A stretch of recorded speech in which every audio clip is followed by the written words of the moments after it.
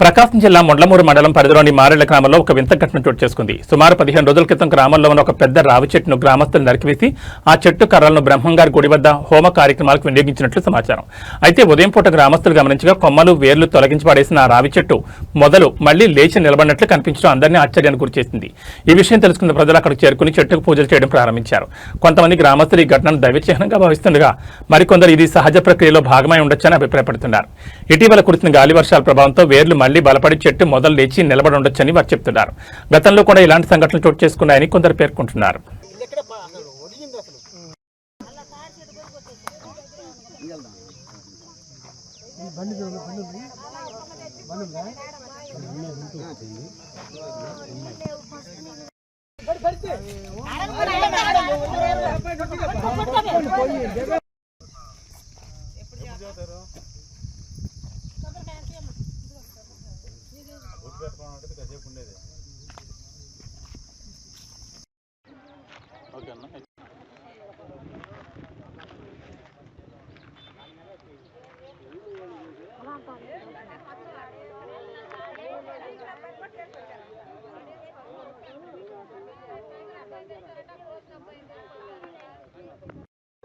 గాలి అసలు కలిగా రాలేదంట వాడు గాలి బాగా దొరికి చూడు. ఆ దుమ్ము లేచినప్పుడు లేచి నిలబడింది. ఈడు ఈ చర్చలకి నిలబడి ఉన్నారు. పోయేటప్పుడు ఏం పడే ఉన్నారు.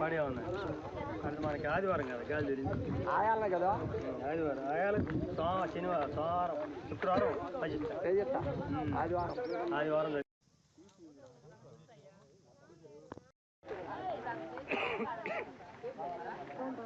మన బండి కదా